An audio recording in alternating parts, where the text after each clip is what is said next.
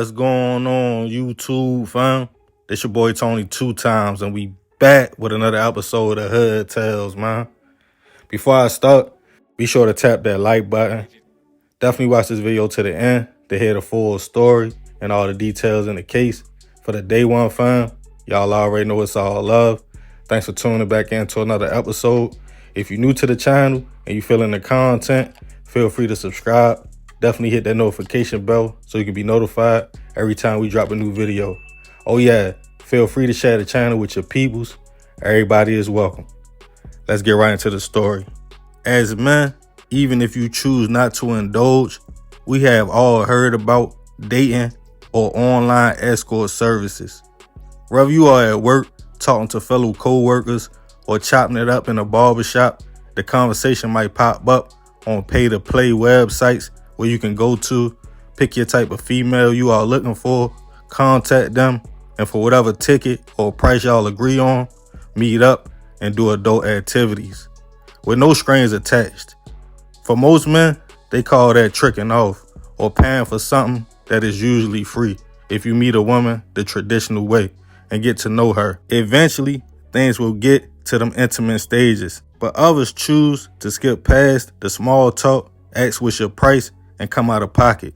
Some men even get addicted to the process, the thrill of every weekend or when the urge kicks in to pick a female, go to the ATM, and add them to the list. But minus the temporary pleasure, it's a lot of dangers that comes with going to locations and meeting women you don't know. It could be a police setup, you get there, get jammed up. Now from a jail call, you gotta explain to your wife or girl how you got caught trying to trick off. Or even worse, you pull up, go to a room, and in a vulnerable state, somebody puts a gun to your head and tells you, kick everything out. Either way, it's a gamble. And when some men roll them dice, unfortunately, the outcome turns fatal. And on this episode of Hood Tales, we'll be taking it to Georgia to discuss a case of 2 female escorts who plotted on all their dates, leaving a trail of victims. Back in 2018, 2 women, 21-year-old Ashanti Dorsey and 18-year-old Kiara Williams, were both navigating life in the Atlanta streets, trying to survive. The 2 young ladies were not taking the traditional route, though, of going to college or working a regular job. Instead, they chose one of the oldest professions in the book, becoming escorts, using their looks to make money. Being older, Ashanti taught Kiara the game, how to post ads, how much money to charge, and safe locations to tell the men to come to. At first, the 2 women played the game fair, meeting dates, did what they did, and collected the money. But things would change when they both got boyfriends. Kiara's boyfriend was at the time 20-year-old Cameron Jones, and Ashanti's boyfriend, 21-year-old Dontavius Morrison. As more clients contacted the woman, Kiara, Ashanti, and Cameron came up with plans. Instead of doing all the extra, they could just rob the men. On December 21st, 2018, a 28-year-old man named Mario Edwards, who worked for FedEx, decided that day he would contact one of the women to set up a date. He was given a location to come to, the 4800 block of College Street at the Forest Arms Apartments in Forest Park, Georgia. When Mario pulled up, he entered the home, and one of the women pulled the gun on him. In a panic to make it out, Mario put up a fight for the weapon. When seconds later, multiple shots went off. It was around 2 p.m., so neighbors called local police when they heard the commotion. They responded to the scene to find Mario shot multiple times. He was rushed to a local hospital, but unfortunately, he wouldn't survive his injuries. Detectives realized the apartment he was located in was vacant, and his last calls was multiple times to one number.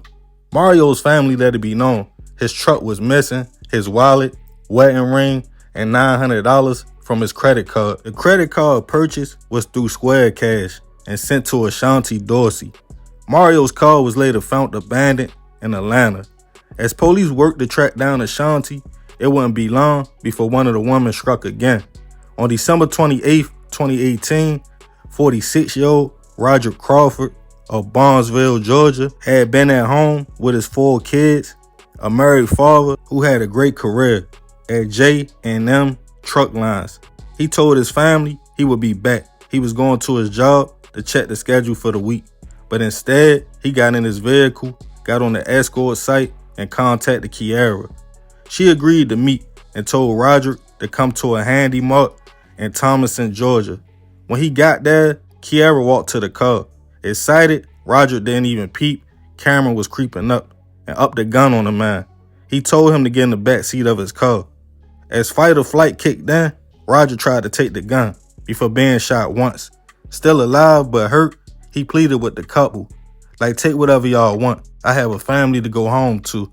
Letting it be known, he never did anything like go on the site and meet up with a woman. But Cameron, growing up in the area, had other plans. He decided to drive Roger to his family's old trailer on 1414 Grantland Street. As Roger was ordered out the car, he tried to run. Cameron, holding the gun at first, froze up, but then Kiara grabbed it from the man and shot Roger in the back of the head. The couple then fled in Roger's car.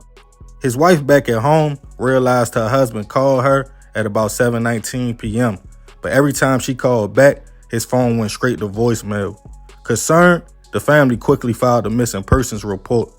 A few days later, Roger's car was located in Clayton County, Georgia, abandoned. Police looked for fingerprints and evidence. A search of Roger's phone records showed his last location was 15 miles away from his home, which was strange because his job was right up the street. It was over 30 text messages to the same number. A search of the number came back with a hit, 18-year-old Kiara Williams, but she was MIA. Roger's family kept hope he was still alive. As police from multiple jurisdictions discussed the string of robberies and shootings reported recently, they all seemed connected to three people: Ashanti, Kiara, and Cameron. A few victims who survived the women's attacks, but at first were too ashamed to come forward, came to tell their stories. One man stated he contacted Ashanti and was told to pull up at the same location Mario lost his life at. When he got there, he peeped something just wasn't right. Still in his car, he tried to take off before Cameron and Kiara upped the gun on him. They tried to force him to get into the trunk of his BMW, but he had big speakers in the back.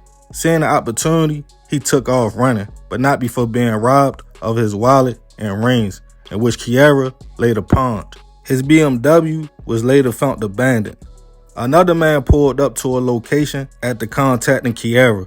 After a few minutes, he felt Kiara was stalling. He saw Cameron running up and got out the car to run away. He was shot in the hip. He called 911 and was transported to a local hospital in Clayton County. He fortunately would survive his injuries. Embarrassed, he told police what he was doing before the incident. Now the couple were wanted in multiple counties, along with Ashanti, who had recently been released for 2 attempts for shooting 2 women in South Fulton.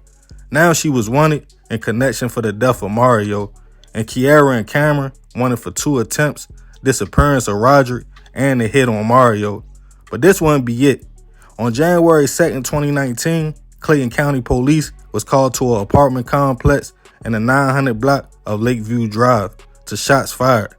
When they arrived, they found 21-year-old Dontavius Morrison, Ashanti's boyfriend, suffering from multiple gunshot wounds. The young man would unfortunately pass away from his injuries. Witnesses stated he was arguing with a young lady who fit the description of Ashanti when she shot him. Now it seemed Ashanti had just took the life of her boyfriend. A few days would go by when detectives came up with a plan to contact Kiara on the site. She responded to the ad and told police to meet her in DeKalb County, Georgia. They lured the young lady outside, and not too far behind her at the abandoned home was Cameron. It seemed the couple were looking for their next victim. They were both taken to the station for questioning. Kiara admitted to everything, even told police what they did to Roger, that he wasn't alive, and in fact, they did take his life. She agreed to take them to the location where they discovered the man's body and delivered the horrible news to his family. After her confession, Kiara and Cameron were charged with multiple counts of robbery, kidnapping, attempts, and 2 counts of first-degree hit. Ashanti was still free and deemed one of Clayton County's most wanted after the hit on her boyfriend and taking police on a high-speed chase. Eventually, she was tracked down, taken into custody in DeKalb County, charged with 2 hits on Mario and her boyfriend, Dontavius. But she had nothing to do with Roderick. But the drama wouldn't stop there.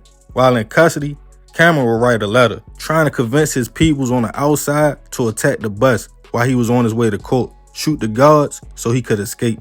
This made the jail take extra measures of security when taking him and his 2 female co-defendants to court. He was hit with extra charges for his attempt.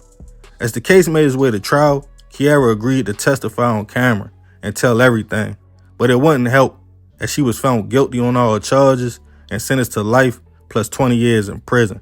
Cameron would plead out and receive the exact same sentence.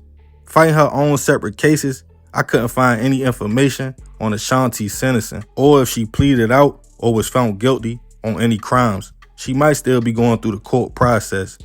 Rest in peace to Mario, Roderick, and Dontavius. I send my prayers and condolences to all families impacted by the actions of these 3 people.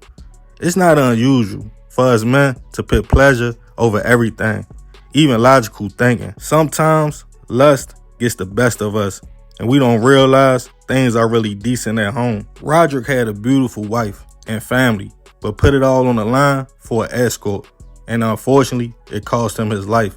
Mario was also allegedly married and had a great job, and he did the same thing. Dontavius pleaded for Ashanti to be let go when she caught her first charge for the attempt on the 2 women, only to be her next victim, not realizing how dangerous the young lady was. To my fellas, or anybody that feels like mine, I can go out here, have a little fun, trick off. The choice is yours, but be careful. Everything that looks good to you might not be good for you. And remember, we gotta succeed, not to fail, so we won't be just another hood tale. Yeah, man, crazy story. Rest in peace, them people, man. I send my prayers to their family. Y'all gotta excuse my voice on this one. I'm a little under the weather. I apologize if the video sounded a little shaky. But yeah, let me know what y'all think about the situation in the comments. I appreciate you if you made it to the end. It's another episode of Hood Tales. It's your boy Tony 2 times. Love, fam. I'm out.